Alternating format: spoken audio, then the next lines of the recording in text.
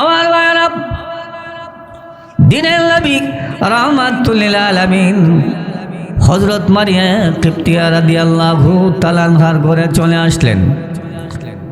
আয়েশা আল্লাহর নবী হযরত মারিয়াকে ডেকে ডেকে বলেন, মারিয়া গো, তোমার আর আমার প্রিয় সন্তান ইব্রাহিম মারা গেছে। রে মারিয়া, আমি আমার সন্তান দেখার জন্য চলে আসলাম। তুমি তো আমার সন্তানকে সাদা কাপড় দিয়ে ডেকে রেখেছো। মারিয়া গো, আমার সন্তানের চেহারা থেকে তুমি সাদা কাপড়টা সরাও।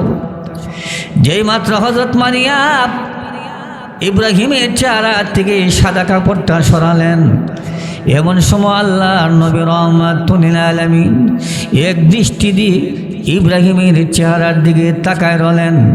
শুধু তাকায় রলেন না, হযরত মারিয়া লক্ষ্য করে দেখেন রাহমাতুল লিল আলামিনের চোখ থেকে পানিগুলো জোর জোর করে জমিনে পড়তেছিল। রাসূলের চোখ দিয়ে পানি বের হয়ে গেছে।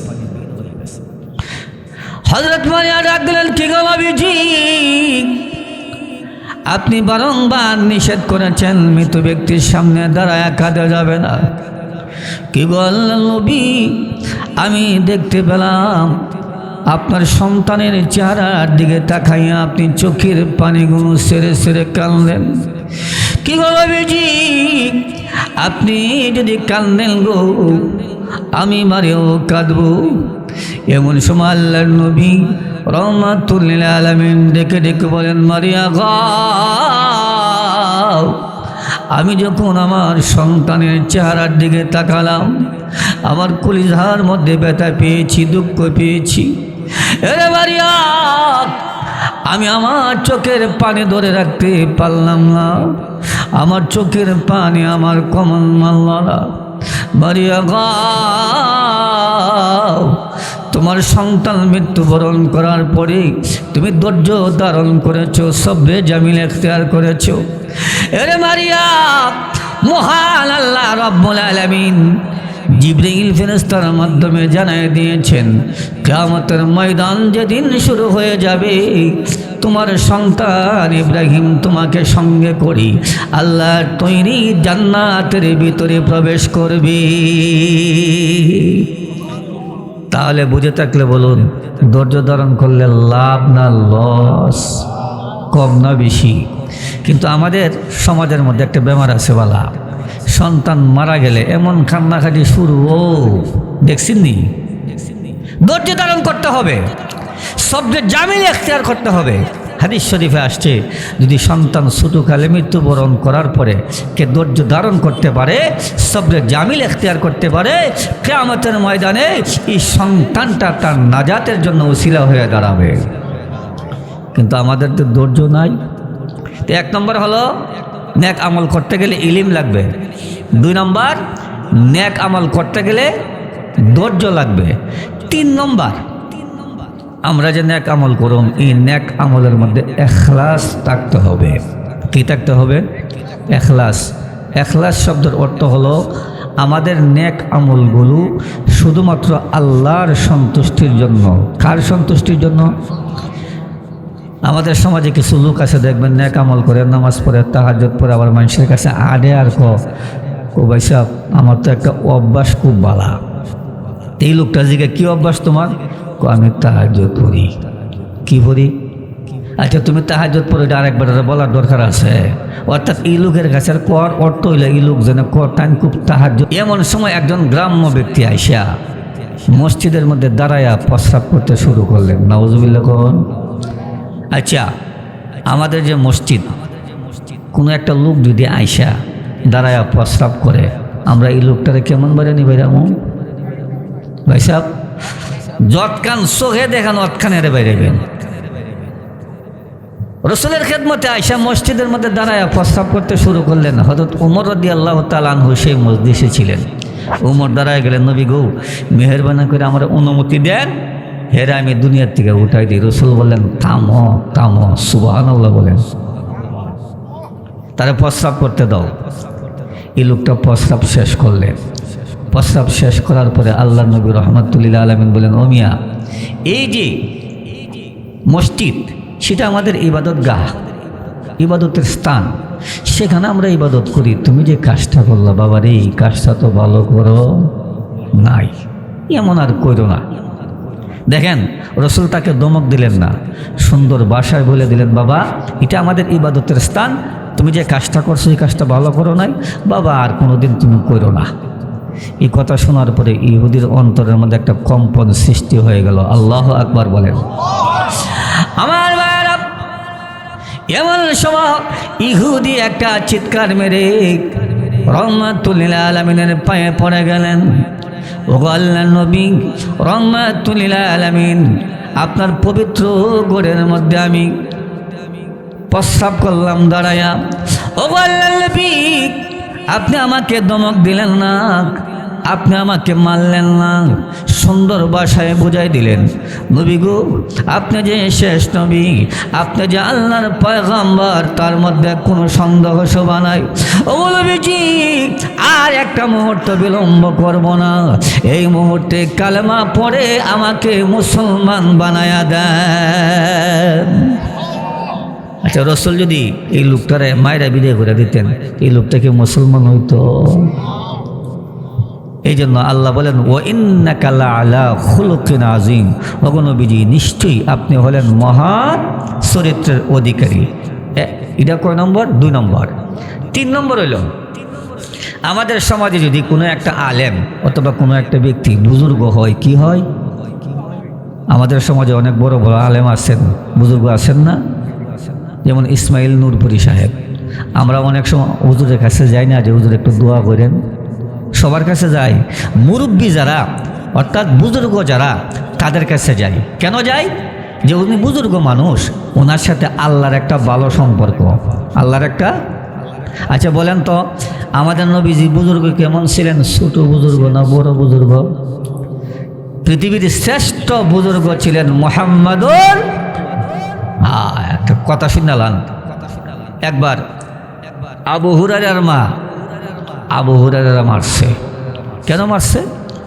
আবু হুরায়রা রাদিয়াল্লাহু তাআলা আনহু কেন রসুলের খেদমতে যান, এর লিগে মারছে।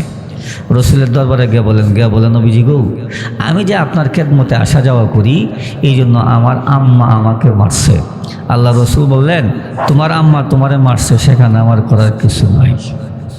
তোমার আম্মা মারছে, আমি কি বিচার করব? আবু হুরায়রা বললেন, বিচারের জন্য আসি নাই, তবে আমি জানি আপনি হলেন পৃথিবীর শ্রেষ্ঠ বুজুর্গ। আপনি যদি দোয়া করেন আমার আম্মার হেদায়েতের জন্য, এই দোয়া আল্লাহ কোনোদিন ফেরত দিবে? এমনি আল্লাহ নবী হাত তুলেন, আল্লাহুম্মা ইহদি উম্মে আবু হুরায়রা, জোরে কন্যা আল্লাহু আকবার। বারবার যেই মাত্র আল্লাহ নবী রাহমাতুল লিল আলামিন হাত তুলে দোয়া করতে শুরু করে দিলেন, হযরত আবু হুরায়রা রাদিয়াল্লাহু তাআলা আনহু উনি কোনোদিন দৌড়াদৌড়ি করেন না, দৌড়াদৌড়ি পছন্দ করেন না। আল্লাহ নবী রাহমাতুল লিল আলামিনের খেদমত থেকে বের হয়ে দৌড়তে শুরু করে দিলেন। রাস্তার মধ্যে একজন সাহাবী ডাক দিলেন, কিরে আবু হুরায়রা, জীবনে কোনোদিন তোমাকে দৌড়তে দেখি নাই, আজকে কেন দৌড় রে আবু হুরায়রা? হযরত আবু হুরায়রা রেখে বলেন, ওরে আল্লাহর নবীর সাহাবী, আমারে বাধা দিও না, আমি দেখতে চাই আমি কি আমার বাড়িতে আগে পৌঁছবো, না আমার আগে রহমাতুল লিল আলামিনের দোয়া আমার বাড়িতে পৌঁছে যাবে? সুবহানাল্লাহ, একটু জোরে কই না। আবু হুরায়রা বাড়িতে গেলেন, গিয়ে দরজায় নক করলেন। নক করার পরে এমন সময় আবু হুরায়রার মা বলে, ও বাবা তুমি একটু দাঁড়াও। সুবহানাল্লাহ, কোন সুবহানাল্লাহ। এতদিন রসুলের খেদমত থেকে গেলে গালিগুলাজ করতেন, আজকে বাবা ডাকলেন, দোয়া লাগছে কি লাগছে না? ও ভাই সাহেব, লাগছে কি লাগছে না? আপনারা মনে ওয়াজ উনতে মনে শরীরের মধ্যে একটু অলসতা আইছে না? কালকে আমার মাহফিল আছেন কুমিল্লা, আজকে কেন আগামীকাল সুনামগঞ্জ। ভাই সাহেব তেজপাত হয়ে গেছে গাড়িটা, এটার কত চলতো, বয়সও মোটামুটি একবারে খারাপ হয়েছে না? তাহলে কিছু সময় আলোচনাটা চলতো নি? আবু হুরায়রার মা বললেন, বাবা তুমি একটু দাঁড়াও।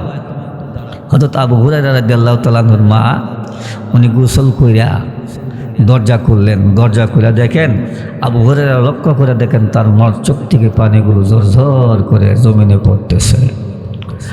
কি গো মা, কি দুঃখ গো মা তোমার মনে, কে তোমার মনে কষ্ট দিয়েছি মা গো,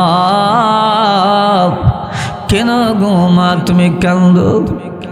আবু হুরায়রার মা ডেকে বলেন, বাবা রে, আমার মনে কেউ কষ্ট দেয় নাই, তবে শোনো রে, গত রাত্রি যখন আমি তোমাকে মেরেছি, তুমি যখন আমার বাড়ির থেকে নবীর খেদমতে চলে গেলা, এরে আবু হুরায়রা, আমার অন্তরের মধ্যে একটা অশান্তি সৃষ্টি হয়ে গেছি। তবে আমার মন বলতেছে রে, যতক্ষণ পর্যন্ত রহমাতুল লিল আলামিনের হাত ধরে কালমা পড়ে মুসলমান না হব, ততক্ষণ পর্যন্ত আমার অন্তরে শান্তি ফিরে আসবে না। দোয়া লাগছেনি ভাই সাহেব?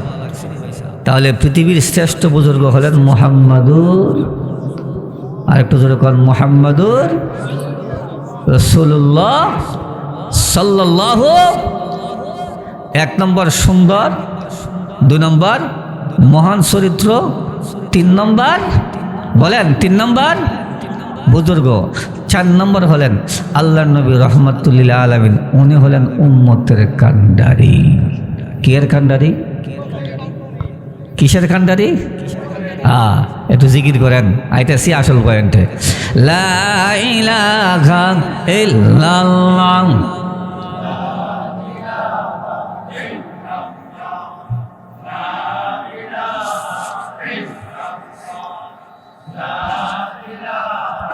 ইল্লাল্লাহ, লা ইলাহা ইল্লাল্লাহ, লা ইলাহা, লা ইলাহা ইল্লাল্লাহ মুহাম্মাদুর রাসূলুল্লাহ সাল্লাল্লাহু আলাইহি ওয়াসাল্লাম। চার নম্বর আসল পয়েন্ট হলেন আল্লাহর নবী হলেন উম্মতের। যেদিন আল্লাহর নবী রহমাতুল লিল আলামিন দুনিয়াতে আসছিলেন, আসার সাথে সাথে উনি উম্মতি উম্মতি বলে কেঁদেছে। 63 বছর জীবনে আল্লাহর নবী তার উম্মতকে একটা মুহূর্তের জন্য বলেন নাই। যেদিন পৃথিবীর থেকে চলে যাবেন, চলে যাওয়ার পূর্ব মুহূর্ত পর্যন্ত উনি উম্মতি উম্মতি বলে কেঁদেছেন। এখনও মদিনার রওজায় শুয়ে শুয়ে উম্মতি উম্মতি বলে কান্দে। কিয়ামতের ময়দানে আল্লাহর নবী সাজদায় পড়ে, মাকামে মাহমুদে সাজদায় পড়ে উম্মতি উম্মতি বলে কাঁদবে। জোরে কন্যা আল্লাহু আকবার। যে নবী উম্মতের এত কান্ডারি, এই নবীকে অনুসরণ অনুকরণ করার দরকার আছে বলেছে, আসেনি?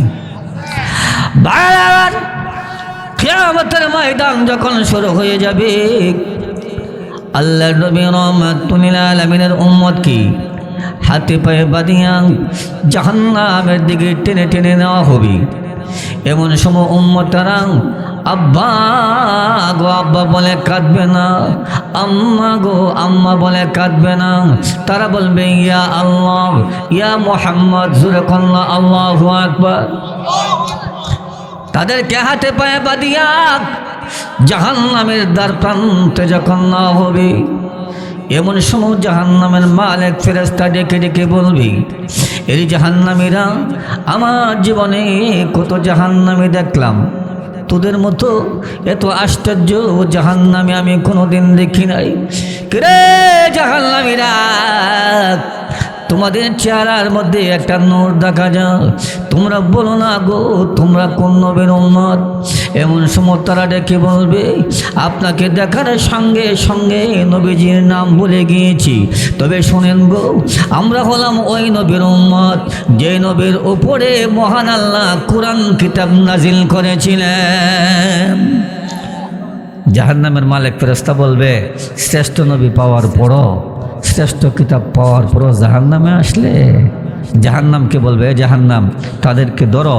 যেই মাত্র জাহান্নাম তার লেলিহান জিব্বা বের করে ধরতে আসবে, এমন সময় তাদের জবান দিয়ে বের হয়ে যাবে লা ইলাহা ইল্লাল্লাহু মুহাম্মাদুর রাসূলুল্লাহ। তানবিহুল গাফিলিনের মধ্যে উল্লেখ করা হয়েছে, সঙ্গে সঙ্গে জাহান্নাম পিছনের দিকে চলে যাবে। সুবহানাল্লাহ ধরে কর। কালেমার শক্তি আসেনি? কম না বেশি? আবার মালিক ফেরেশতা বলবেন, ও জাহান্নাম তাদেরকে ধরো। যেই মাত্র জাহান্নাম তার লেলিহান জিহ্বা বের করে ধরতে আসবে, আবার তারা বলবে লা ইলাহা ইল্লাল্লাহ। এইভাবে জাহান্নাম 3 বার আসবে, 3 বার তারা কালমা পড়বে। চতুর্থবার যখন আবার বলবেন ধরার জন্য, তখন আল্লাহ পাক জাহান্নামের জবান খুলে দিবেন। সুবহানাল্লাহ। এরে মালিক ফেরেশতা, আপনি কি লক্ষ্য করেন নাই যাদের জবানে মহান আল্লাহ রাব্বুল আলামিনের নাম জারি, যাদের জবানে রহমাতুল লিল আলামিনের নাম জারি, তাদেরকে কেমন করে ধরি? এমন সময় মালিক ফেরেশতা ডেকে বলবে, এর জাহান্নাম, যে মহান আল্লাহ রাব্বুল আলামিনের নাম জানি ওই আল্লাহই বলেছেন ধরার জন্য। তখন জাহান্নাম তাদেরকে গ্রেফতার করবে, জাহান্নামের মধ্যে তাদের শাস্তি শুরু হয়ে যাবে। হঠাৎ করে আল্লাহ রাব্বুল আলামিন ডাক দিবেন, জিবরাইল রে, জাহান্নামের ভিতরে যাও, গিয়ে দেখো রে আমার বন্ধু রহমাতুল লিল আলামিনের উম্মতের কি অবস্থা। আমার ভাইরা, জিবরাইল আলাইহিস সালাতু সালাম যেই মাত্র জাহান্নামের গেটে যাবে, জাহান্নামের মালিক ফেরেশতা জাহান্নামের গেট খুলে দিবে। জাহান্নামের গেট খোলার পরে আল্লাহর ফেরেশতা জিবরাইল আলাইহিস সালাতু সালাম জাহান্নামের ভিতরে প্রবেশ করবে। জিবরাইলকে দেখার সঙ্গে সঙ্গে, নূরানি চেহারা দেখার সঙ্গে সঙ্গে সমস্ত জাহান্নামীরা একত্রিত হইয়া জিবরাইলকে জিজ্ঞাসা করবেন, কে গো আপনি? এত সুন্দর চেহারা, জাহান্নামের আগুন আপনাকে স্পর্শ করে না। এমন সময় জিবরাইল বলবেন, তোমরা আমাকে চিনবা না, আমি হলাম আল্লাহর ফেরেশতা জিবরাইল। যে মাত্র জিবরাইল বলে পরিচয় দিবেন, এমন সময় জাহান্নামের মধ্যে কান্নার রুল জারি হয়ে যাবে। জাহান্নামের মধ্যে কান্নার রুল জারি হয়ে যাবে। কে জিবরাইল, আমাদের নবী রহমাতুল লিল আলামিনের জবানে তোমার নামটা বহুবার শুনেছি। জিবরাইল রে, আমাদের নবীর সন্ধান জানুনি। জিবরাইল রে, জাহান্নামের আগুনে পড়তে পড়তে হাড় পর্যন্ত পড়ে গেছে, শরীরটা আংড়া হয়ে গেছে। আরে জিবরাইল, জাহান্নামের আগুন আর সইতে পারি না। আমাদের নবীকে যদি পাও, আমাদের পক্ষ থেকে সালাম বলে দিও, আর নবীজিকে বলে দিও গো, নবীজি যেন সুপারিশ করে আমাদেরকে জান্নাতের ব্যবস্থা করে দেয়। আমার ভাইরা, জিবরাইল আলাইহিস সালাতু সালাম তাদের এই অবস্থা দেখে চলে যাবেন আল্লাহর কাছে। আল্লাহ রাব্বুল আলামিন জিজ্ঞাসা করবেন, জিবরাইল রে, আমার বন্ধুর উম্মতের কি অবস্থা? ও আল্লাহ, আপনার বন্ধুর উম্মতের অবস্থা ভালো না। জাহান্নামের আগুনে পড়তে পড়তে হাড় পর্যন্ত পড়ে গেছে, গোশতগুলো পড়ে ছাই হয়ে গেছে। আরে জিবরাইল, আমার বন্ধুর উম্মতরা কিছু বলছে কিনা? এমন সময় জিবরাইল বলবেন, ও আল্লাহ রাব্বুল আলামিন, তারা বলছেন আপনার বন্ধুর কাছে সালাম দেওয়ার জন্য, আর আপনার বন্ধুকে বলতাম আপনার বন্ধু যেন সুপারিশ করে তাদেরকে জান্নাতের ব্যবস্থা করে দেয়। তখন আল্লাহ বলবেন, যাও যাও, আমার বন্ধুর কাছে যাও। জোরে কন্যা আল্লাহু আকবার। ভাই সাহেব, এই নবীর দরকার আসেনি ভাই সাহেব? আর একটু জোরে কর। জিবরাইল আলাইহিস সালাতু সালাম তানবীহুল গাফিলিনের মধ্যে সুন্দরভাবে কথাটা লেখছেন। জিবরাইল আলাইহিস সালাতু সালাম গিয়ে দেখবেন সবুজ রঙের একটা বিল্ডিং, এই বিল্ডিংয়ের নিচে আল্লাহর নবী বৈশা বৈশা আল্লাহর প্রশংসা করতেছে। কার প্রশংসা? আহা, কি গো নবীজি, আমি জাহান্নামের ভিতরে ঢুকেছিলাম, আপনার উম্মতের অবস্থা দেখে আসলাম। যে মাত্র একথা বলবেন, আল্লাহ নবী রহমাতুল লিল আলামিন বসার থেকে দাঁড়া যাবে। আল্লাহ নবী রহমাতুল লিল আলামিন চোখের পানিগুলো ছেড়ে ছেড়ে কাঁদবে।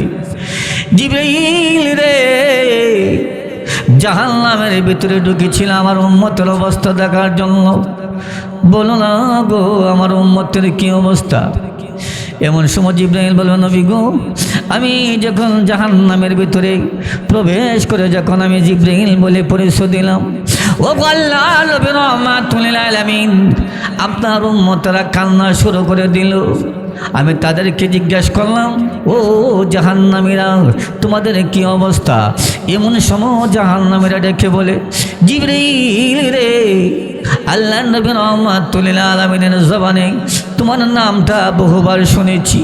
রে জিবরাইল, জাহান্নামের আগুন পড়তে পড়তে হাড় পর্যন্ত পড়ে গেছে, গোশতগুলো পড়ে ছাই হয়ে গেছে।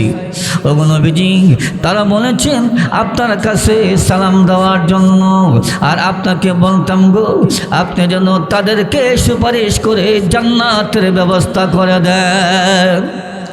যেই মাত্র জিবরাইল কথা বলবেন, এমন সময় আল্লাহ নবী রাহমাতুল লিল আলামিন সাজদায় পড়ে কাঁদবি, আল্লাহ আমার উম্মতরা বুঝে নাই কবিরা গুনাহ করে ফেলেছি। আল্লাহ আমার উম্মতরা নিমখারামি করেছে, নাফরমানি করেছি, এজন্য তুমি আমার উম্মতকে জাহান্নামের আগুনে পোড়ায় দিয়েছো। আল্লাহ তোমার কি মায়া লাগে না? তোমার কি দয়া লাগে না? আল্লাহ আমি তোমার বন্ধু রাহমাতুল লিল আলামিন সাজদায় পড়ে কাঁদি, আল্লাহ আমার উম্মতকে তুমি মাফ করে দাও। এইভাবে যখন আল্লাহ নবী রাহমাতুল লিল আলামিন চোখের পানিগুলো সেরে সেরে কাঁদবি, এমন সময় মহান আল্লাহ রব্বুল আলামিনের রহমতের সাগরে জুস সৃষ্টি হয়ে যাবে। আমার আল্লাহ রব্বুল আলামিন ডেকে ডেকে বলবেন, বন্ধু গো আর কাঁদবেন না গো বন্ধু, রে বন্ধু চোখের পানিগুলো মুছে ফেলেন। আমি আল্লাহ রব্বুল আলামিন এই মুহূর্তে আপনার উসিলায় আপনার উম্মতদের সাজা মাফ করে আপনার উসিলায় আপনার উম্মতদেরকে জান্নাত দিয়ে দিলাম। আর একটু জোরে করুন সুবহানাল্লাহ। এখন ভাই সাহেব বুঝে থাকলে বলুন, ওই নবীর অনুসরণ অনুকরণের মাধ্যমে নেক আমল করার দরকার আসেনি? আর একটু জোরে কর। এবার আসেন আমার আয়াতে যাই। আল্লাহ যে বলছিলেন, ফামান কানা ইয়ারজু লিকা রাব্বিহি ফালিয়ামাল আমালান সালিহা ওয়ালা ইশরিক বিইবাদাতি রাব্বিহি আহাদা। আল্লাহ বলেন, তোমরা যদি আমি আল্লাহর দিদার লাভ করতে চাও, তোমাদের শর্ত হলো দুইটা। এক নম্বর শর্ত হলো নেক আমল করতে হবে। দুই নম্বর শর্ত হলো তোমরা যে নেক আমল করবা, এই নেক আমলের মধ্যে শিরিক থাকতে পারবে। নেক আমল করতে গেলে 4টা জিনিসের দরকার। 1 নম্বর ইলম, 2 নম্বর ধৈর্য, 3 নম্বর ইখলাস, 4 নম্বর নবীজির তরিকা। কার তরিকা? এইটা গেল, নেক আমলটা গেল। এখন আসেন 2 নম্বর হলো, ওই বান্দা তোমরা যদি আমি আল্লাহর দিদার লাভ করতে চাও, 1 নম্বরে তোমরা নেক আমল করবা, 2 নম্বরে হলো তোমরা শিরিক করতে পারবা না, শিরিক মুক্ত নির্ভেজাল নেক আমল করতে হবে। আমাদের সমাজে শিরিক আসেনি? আসেনি? একবার আমি নবীনগর থেকে ওয়াজ করবার লেগে বইটা বাইতাছি, তখন লঞ্চের মধ্যে উঠছিলাম। লঞ্চে ওঠার পরে বাইসাব তুফান শুরু হয়েছে, বাতাস। লঞ্চে ওঠার পরে যদি বাতাস শুরু হয়, তুফান শুরু হয়, আর এই লঞ্চের মধ্যে মহিলা থাকে, তাহলে আপনার 12টা বাজাই লিব। যেই মাত্র বাতাস শুরু হয়েছে, এমন সময় দিকে লঞ্চের মধ্যে একটা কান্নাকাটি শুরু হয়েছে। আমিও দোয়া কালাম পড়তাছি, হঠাৎ করে দেখি একজন মহিলা, বৃদ্ধা মহিলা, মনে হয় 70-80 বছর হইব, ইবিডিয়ে মনে এক কথা কইছে, আমার উঠে থাকা 80, মরা মুখে 80 উঠছে। কি কথা? বেটে দোয়াই সুলমান নবী, দোয়াই সুলমান নবী, দোয়াই সুলমান নবী, আমার হচ্ছে 80। আমি কি গো, আমরা নবীর নাম হয়েছে মোহাম্মদ নবী, তুমি মোহাম্মদ নবীর নাম না কইয়া সুলমান নবীর নাম কইলা খেলে গা, এই মোল্লার করে মোল্লা তুফান আছে দেখছা। আমি যে কী হয়েছে? আল্লাহ সুলমান নবীরে এত শক্তি দিছিন, আল্লাহর অর্ধেক শক্তি সুলমান নবীরে দেলাইছি। নাউজুবিল্লাহ কন, আর একটু জোরে কন। দেখছেন না কি কামটা করছে? উদ্দুন না ভাইসা, মাঝে মাঝে দেখবেন একজন লোক বাজারে গেছে, বাজারে যাওয়ার পর আপনি জিজ্ঞাইতেছেন কেউ সুলমানের বাপ, এই এলাকার সুলমান কেউ? তাহলে মনে কষ্ট নিয়েন না। ও সুলমানের বাপ, তোমার ফ্যামিলির অবস্থা কীটা? কইতেছে আমার ফ্যামিলির অবস্থা তেমন ভালো না। আমার যে ছেলেটা সিঙ্গাপুরে থাকে, হে যদি প্রতি মাসে 30,000 40,000 টাকা না দিত, তাহলে এই ফ্যামিলি নিয়ে চলতে আমার খুব কষ্ট হইতো। কোন এমন কথা? আচ্ছা বলেন তো, সিঙ্গাপুরের ছেলেটাকে রোজগার করার মতো ক্ষমতা শক্তি কে দিছে? আর কিছু কম লাগবো? গাড়ির চাক্কার নিচে ফালাইতে কয় সেকেন্ড সময় লাগবো পয়সা? খাওয়া খাটার নাম লোখা, এটা বাদ দিলাম। আরেক বেচারা গায়ে ফেলে, কি ফেলে? গাবি 2 কেজি 3 কেজি দুধ দে, সকালবেলা দুধ দহন করে আপনারা তুলাতুলি বাজারে নিয়ে অথবা রায়পুরা বাজারে নিয়ে বেচে। তার একজন জিজ্ঞাসা করে, কিও ভাই তোমার ফ্যামিলির অবস্থা কি? করতে এমন সুবিধা না, গাবিরা যদি 3-4 কেজি দুধ না দিত, বাজারে না বেচতে পারতাম, তাহলে এই ফ্যামিলি নিয়ে চলতে আমার খুব কষ্ট। গাভীর বান দিয়া দুধ কে বের করে? ব্যবস্থা কে করে? তাহলে এই বেটাতে কইল যে গাভী দুধ না দিলে আমার এই সংসার চালাইতে খুব কষ্ট হলো, শিরিক করছিনি। সবগুলো গুনাহ আল্লাহ মাফ করবেন, শিরিক গুনাহ আল্লাহ মাফ করবেন? শিরিক গুনাহ আল্লাহ মাফ করবেন না। আরেকটা কথা শোনেন, আপনার একটা বাচ্চা, মনে করেন এর বয়স 7 বছর বা 8 বছর। আপনার 7 বছরের বাচ্চারা যদি আপনার সামনে আরেকবার রাখো আব্বা আব্বা আব্বা, কথাটা লক্ষ্য করেন। আপনার 7 বছরের বাচ্চা অথবা 5 বছরের বাচ্চা যদি আরেকবার আপনার সামনে কো আব্বা আব্বা, আপনার রাগ উঠবো নি? ওখান থেকে কথা বুঝুন না। যদি কো আব্বা আব্বা, রাগ উঠবো নি? কেলে রাগ উঠবো? যে ফুলা দিয়ে জন্ম দিলাম আমি, এটা দিয়ে আরেক বেটারে আব্বাটাকে। আচ্ছা এটা রাখেন, মনে করেন আপনারা আমার দিকে লক্ষ্য করেন, আপনার একজন সুন্দরী বিবি, খুব সুন্দরী একজন বিবি, দেখতে খুব সুন্দর। আপনার সামনে যদি আপনার বিবির আরেক বেড়া এইভাবে হাত দিয়া তার গালো মুখে হাতা আর বলে তুমি খুব সুন্দর, তুমি খুব সুন্দর, ভাই সাহেব আপনার রাগ উঠবো নি? উদা উঠব, ঘর থেকে দাওড়া লইয়া এমন কুবানি কুবাইবেন, আর কুবাইবেন নি কন্যা? কিরে বান্দা, তোমার সন্তান যদি তোমার সামনে পরপুরুষকে আব্বা ডাকে, তোমার রাগ ওঠে? তোমার সামনে তোমার সুন্দরী বিবিকে হাত দিলে তোমার রাগ ওঠে? বান্দারে, আমি আল্লাহ রাব্বুল আলামিন কপাল দিয়েছি আমার কুদরতি পায়ে সেজদা করার জন্য। এর বান্দা আমার কুদরতি পায়ে সেজদা না করে পীর সাহেবের পায়ে সেজদা দিলা, মাজারে সেজদা দিলা, বলে রে বান্দা আমি আল্লাহ রাগ উঠবো কি উঠবো না? এখন বুঝেন না নিতা, আর একটু জোরে কর। এই জন্য সব করা যাবে, শিরিক করা সব করা যাবে, শিরিক করা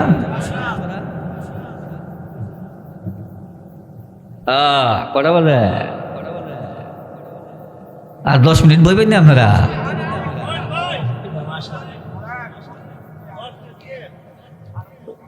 কথাটা শেষ করতেছি, রাখেন। হুজুরে করে দৌড়তেছে বেজান। আচ্ছা আসেন, তাহলে 1 নম্বর হইল যে নেক আমল করণ লাগবো। 2 নম্বর হইল নেক আমল যে করবেন, নেক আমলের মধ্যে শিরিক থাকতে পারবে। দেখেন হযরত মুসা আলাইহিস সালাম একবার পথ চলতেছেন, হঠাৎ করে দেখেন আল্লাহর একজন আশেক আল্লাহর জিকির করতেছে, লা ইলাহা ইল্লাল্লাহ লা ইলাহা ইল্লাল্লাহ জিকির করে ঠিকই, কিন্তু বল্লা ফুক আছে না, বল্লা ফুক তারা কামড়াইতেছে। আচ্ছা বলার খামুর মজা লাগেনি ভাই সাহেব? জীবনে খাইছি নি? আমি একবার খাইছি, চোখ মুখ ফুলাই লেগেছি ভাই সাহেব। বল্লা কামড়াইতেছে, কিন্তু এই লোকটা আল্লাহর জিকির করতেছে।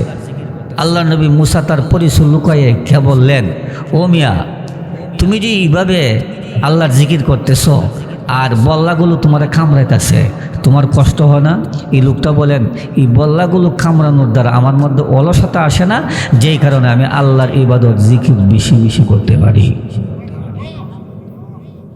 মুসা আলাইহিস এই অবস্থাটা কয়দিন ধরে? প্রায় 350 বছর যাবৎ। কয় বছর? 350 বছর যাবৎ। আচ্ছা বুঝলাম, তোমার মনে কিছু আকাঙ্ক্ষা, তোমার মনে কিছু চাইনি। এই লোকটা বললেন, চাইলে কি হইব? তুমি যদি বলো তাহলে তোমার আকাঙ্ক্ষাটা আমি পুরা করব। তখন এই লোকটা বললেন, আমার 1 নম্বর আকাঙ্ক্ষা হইল মনটার যে চাহিদা, আমি শুনছি এই জামানায় একজন নবী আইছেন যার নাম হলো মুসা নবী, তারা আমি একটু দেখতে চাই। মুসা আলাইহিস সালাম মনে মনে ভাবলেন, এখন যদি আমি আমার পরিচয় দিই, দ্বিতীয় যে আবদারটা, এই আবদারটা আমার কাছে নাও করতে পারে। উনি বলেন, ঠিক আছে, মুসা নবীরে তুমি দেখতে পারবা, তবে 2 নম্বর কি আবদার? 2 নম্বর আবদার হলো, হে প্রতীক, তোমার আমি চিনি না, তুমি দয়া করে আমার জন্য একটু ঠান্ডা পানির ব্যবস্থা করো। ভাই সাহেব, এখানে একটা শিখন কথা আছে, 350 বছর যাবৎ খাওয়ানোর ব্যবস্থা কে করছে? আচ্ছা, পানি খান কার কাছে চাইছে? আল্লাহ রাগ উঠছিনি ভাই সাহেব, উঠছিনির একটা, বুঝেননি কথা? হযরত মুসা আলাইহিস সালাম গেলেন পানি আনার জন্য, এইদিকে আল্লাহ আজরাইলকে বলেন, আজরাইল রে, আর একটা মুহূর্ত বিলম্ব করবে না, মুসা নবী পানি নিয়ে আসার আগে আগে এই লোকটার জানটা কবজ করো। মুসা নবী গেলেন পানি আনার জন্য, এদিকে আজরাইল আয়সার জানটা কবজ করলেন। জঙ্গলার হিংস্র পানি আইয়া তারা খাইয়া এমনভাবে খাইছে, হাত একটা দক্ষিণ দিকে, পাও একটা পশ্চিম দিকে। মুসা আলাইহিস সালাম খুব রাগী নবী আছেন। কি নবী আছেন? খুব রাগী নবী আছেন। আয়সার দিকে উঠছে রাগ, এমনি আল্লাহরে ডাক দিলেন, আল্লাহ, যে লোকটা 1 বছর না 2 বছর না 350 বছর যাবৎ তোমার গোলামি করছে, তোমার এইভাবে ডাকছে, তুমি এই লোকটারে এমনভাবে মারলা, তোমার কি মায়া লাগছে না? আহা, যেই মাত্র আল্লাহর পয়গম্বর মুসা আলাইহিস সালাম আল্লাহকে ডাক দিলেন, আল্লাহ গো, যেই লোকটা 1 বছর না 2 বছর না 350 বছর যাবৎ তোমার গোলামি করেছি, তোমাকে আল্লাহ আল্লাহ বলে ডাকেছি, আরে আল্লাহ, ওই লোকটার সঙ্গে এমন ব্যবহার তুমি কেমনে করলা? এমন সময় আল্লাহ রব্বুল আলামিন ডেকে বলেন, মুসা রে, 1 বছর না 2 বছর না 350 বছর যাবৎ আমি আল্লাহ রব্বুল আলামিন খাবারের ব্যবস্থা করেছি, পানির ব্যবস্থা করেছি। রে পয়গম্বর মুসা, আজকে আমি আল্লাহ রব্বুল আলামিনের কাছে পানি না চাইয়া তোমার কাছে পানি চাইছি। ওই লোকটা শিরিক করে ফেলেছে, তুমি যদি পানি পান করাতে সে শিরিক করে ফেলতো, এজন্য পানি পান করার আগে আগে আমি আল্লাহ রব্বুল আলামিন আজরাইল পাঠায়া তাকে মৃত্যু দিয়া তারে পবিত্র বানাইয়া আমি আল্লাহ তাকে জান্নাতের মেহমান বানাইয়া দিছি। তাহলে 1 নম্বর হলো নেক আমল করণ লাগবো, 2 নম্বর হলো আমরা যে নেক আমল করব, এই নেক আমলের মধ্যে শিরিক থাকতে পারবে? আর একটু জোরে কোন পারবে না? এখন আসুন ভাই সাহেব, আমরা অনেকে গুনাহ করে ফেলছি, গুনাহ করছি না? গুনাহ করার পরে গুনাহ মাফ করার জন্য তওবা করণ লাগে। কি করণ লাগে? কি করণ লাগে? এক লোক আয়া বলতেছে, হুজুর আমি একটা গুনাহ করছি, আপনি সাক্ষী থাকেন, 2 গালের মধ্যে 2 সর দিছে, তওবা তওবা। ও ভাই, বুঝছেন না আমার কথা? হুজুর আপনি সাক্ষী থাকেন, আমি তওবা করতেছি, গালের মধ্যে সরার তওবা তওবা। আচ্ছা, সরাইলে তওবা হইব? হুজুর যখন হইব, তওবার কয়েকটা শর্ত আছে। 1 নম্বর শর্তগুলো মনে রাখবেন। 1 নম্বর শর্ত হলো গুনার উপর, যত গুনাহ করছি গুনার উপর লজ্জিত হওয়া। কি হওয়া? তওবা করার জন্য হুজুরের দরকার নাই। 1 নম্বর হলো গুনাহ যে করছি এই গুনার উপর লজ্জিত হওয়া। 2 নম্বর হলো গুনাহ ছাইড়া দেওয়া, স্টপ, বন্ধ, এই গুনাহ আর করা যাবে না। 3 নম্বর হলো আল্লাহর কাছে ওয়াদা করা, আল্লাহ জীবনে আর কোনোদিন গুনাহ করব। 1 নম্বর শর্ত কি? লজ্জিত হওয়া। 2 নম্বর শর্ত হলো গুনাহ ছেড়ে দেওয়া, আর এই গুনাহ করা যাবে না। 3 নম্বর শর্ত হলো আল্লাহ তোমার সাথে ওয়াদা করতেছি জীবনে আর কোনোদিন গুনাহ করব। একটু জোরে কোন, জীবনে আর কোনোদিন গুনাহ করব। 4 নম্বর শর্ত হলো আসল শর্ত, আপনি যদি বান্দার হক মারা থাকেন, কারো হক, এই ওয়াজটা অনেকে ডরাইয়া করে না। আপনি যদি বান্দার হক মেরা থাকেন, যতক্ষণ পর্যন্ত বান্দার হক ফিরাই না দিবেন অথবা বান্দার থেকে ক্ষমা না আনবেন, ততক্ষণ পর্যন্ত আপনার তওবা আল্লাহর দরবারে কবুল হবে। বান্দার হক মারেন না লোক আপনার এলাকাতে আসেনি পয়সা, মারে তো মারে, আর কি মনে করো মারে? যতক্ষণ পর্যন্ত বান্দার হক ফেরত না দিবে অথবা বান্দার থেকে ক্ষমা না আনবে, ততক্ষণ পর্যন্ত তার তওবা আল্লাহর দরবারে কবুল হবে। আহা ভাই সাহেব গুনাহ করে ফেলেছেন, আল্লাহর কাছে গুনাহগারের চোখের পানির দাম অনেক বেশি। জোরে কোন ঠিক কিনা? আর একটু জোরে কল। قل يا عبادي الذين أسرفوا على أنفسهم لا تقنطوا من رحمة الله إن الله يغفر الذنوب جميعا إنه هو الغفور الرحيم।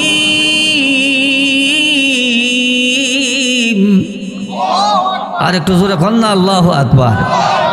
আল্লাহ বলেন, বান্দা দুনিয়া সম পরিমাণ গুনাহ করে ফেলেছ, পাহাড় পর্বত সম পরিমাণ গুনাহ করে ফেলেছ।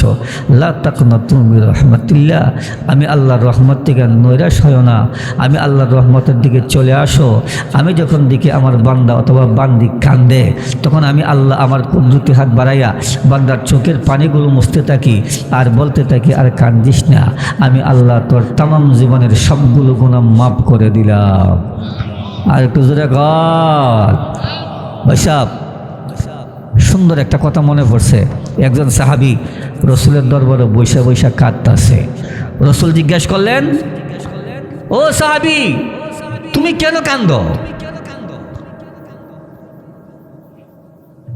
সাহাবী বললেন, রসুল বললেন, ও সাহাবী তুমি কেন কান্দো? রসুল এই কথা জিজ্ঞেস করার পরে সাহাবীর কান্না আরো বেড়ে গেল। সুবহানাল্লাহ কোন। এটা দি ফানিও এই বেটা দেখ কান শুনি, এটা পানি দিবে এটা। আচ্ছা যাক, টাক লাগতো না। সাহাবীর কান্না আরো বেড়ে গেল। রসুল জিজ্ঞাসা করলেন, তুমি কাঁদো কেন? সাহাবী বললেন, ওগো নবীজি, আমি যে গুনাহ করছি মনে হয় আল্লাহ আমাকে কোনোদিন মাফ করবে।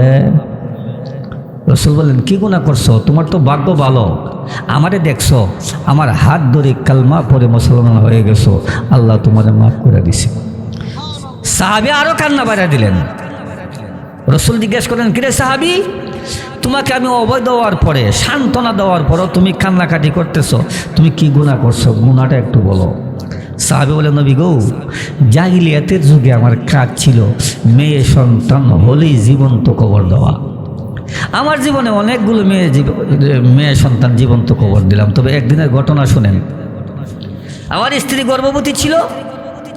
আমি যখন সফরে যাব ব্যবসার জন্য, তখন আমার স্ত্রীকে বললাম, সন্তান প্রসব হওয়ার পরে যদি ছেলে হয় তারে সযত্ন লালন পালন করবা, আর যদি মেয়ে হয় তারে জীবন্ত কবর দিবা। আচ্ছা আপনারা বলেন তো, মা কোনোদিন তার মেয়েকে জীবন্ত কবর দিতে পারে? আর একটু জোরে কর। আমার ভাইরা, যেদিন বাচ্চা প্রসব হলেন, ছেলে না হয়ে মেয়ে হলেন, মা তো আর মারতে পারেন না। মা এই মেয়েটাকে সযত্নে লালন পালন করলেন। লালন পালন করতে করতে যখন মেয়েটার বয়স যখন 4 অথবা 5 বছর হয়, তখন 4-5 বছরের বাচ্চারা আব্বা আব্বা ডাকতে পারেনি। আল্লাহ নবীর সাহাবী দাহিয়াতুল কলবি রাদিয়াল্লাহু তাআলা আনহু শহর থেকে বাড়িতে আসলেন ব্যবসার কাজ কমপ্লিট করিয়া। এমন সময় এই মেয়েটা এই লোকটারে দিকে তার আম্মাকে জিজ্ঞেস করলেন, আম্মু ওই যে লোকটা আসছেন উনি কে? তখন তার আম্মা বলেন, উনি তোমার আব্বা। উনি তোমার কে? মেয়েটাকে ডাক দিলেন, আব্বা আব্বা আব্বা। সুবহানাল্লাহ। মেয়েটা আব্বা আব্বা ডাকে ঠিকই, কিন্তু উনি ঘাটটা ফিরাই ফেললেন, ঘরে প্রবেশ করলেন। ঘরে প্রবেশ করে তার বিবিকে জিজ্ঞেস করলেন, বিবি এই মেয়েটা কার? আপনি লক্ষ্য করে দেখেন, আপনি যত সুন্দর আপনার মেয়েটাও আপনার মতো সুন্দর, এটা তো আপনার মেয়ে। বিবি তোমারে না বলেছিলাম মেয়ে সন্তান হলে জীবন্ত কবর দেওয়ার জন্য? বিবি রে, ওই কাজটা তুমি কি করলাম? ঠিক আছে, এই মেয়েটাকে গোসল করায় সাজায়া দাও। আমার বাইরাম, আল্লাহ নবীর সাহাবী দাহিয়াতুল কলবি রাদিয়াল্লাহু তাআলা আনহু তার বিবি মেয়েটাকে সাজায় দিলেন। এই মেয়েটাকে সাজাইয়া তার বিবিকে বললেন, তাকে নিয়ে আমি নানার বাড়িতে যাব, বেড়ানোর জন্য যাব, গর্ত খনন করার জন্য একটা হাতিয়ার লইয়া আল্লাহ নবীর সাহাবী দাগিয়াতুল কলবি রাদিয়াল্লাহু তাআলা আনহু পথ চলতে চলতে পাহাড়ে চলে গেলেন, একান্ত গোপনে চলে গেলেন। একান্ত গোপনে যাইয়া গর্ত খনন করতেছিলেন। গর্ত খনন করার সময় দুলাবালুগুলো ওইরা দাগিয়াতুল কলবির চেহারার মধ্যে পড়তো, দাড়ির মধ্যে পড়তো। এমন সময় মেয়েটি হাত দিয়া দাড়ির থেকে বালুগুলো নিক্ষেপ করে মুছে দিতেন আর বলতেন, আব্বা। কি গো আব্বা? একান্ত গোপনে তুমি আর আমি সারা কেউ নাই। এ আব্বা, কার জন্য গো তুমি গর্ত খনন করো? মেয়ে তো আর জানে না শেষ সমাধি তাকে শেখানো করা হবে।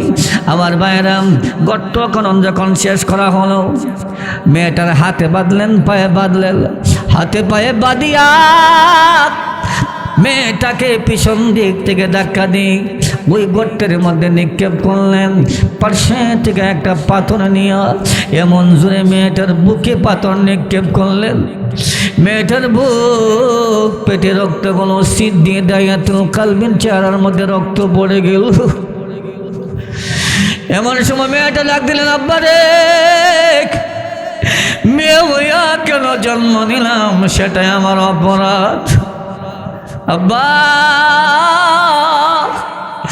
আমি যে মেয়ে, তোমার কন্যা সন্তান দুনিয়ার কোনো মানুষের কাছে আমি বলবো না।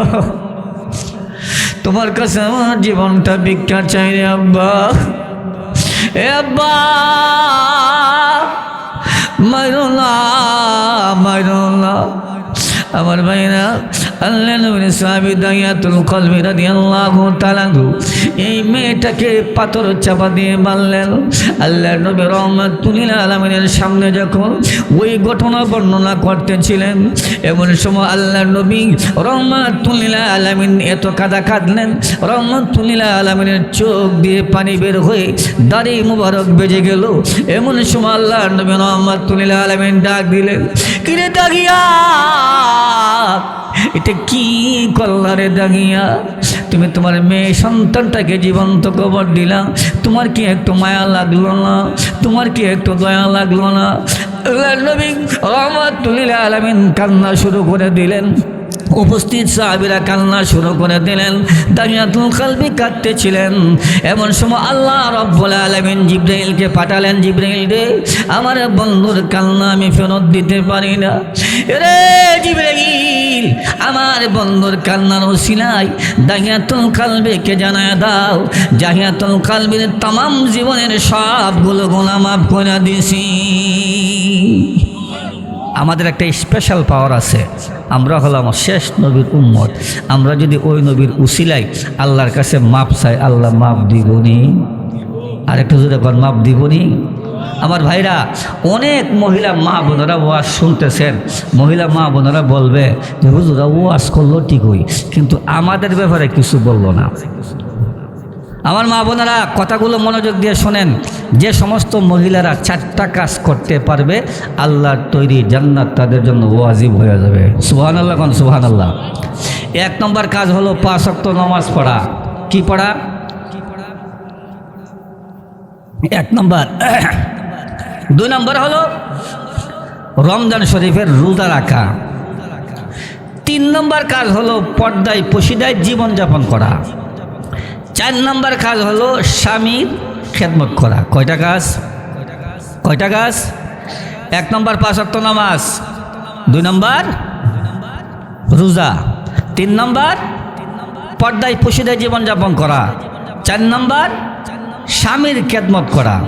কিন্তু আমাদের বর্তমান সমাজে মা বোনরা দেখবেন, এরা রোজা রাখবার লিগা পাগল হয়ে জায়গা, নামাজ পড়বার লিগা পাগল না। এমন মহিলা আপনার এলাকাতে আসেনি।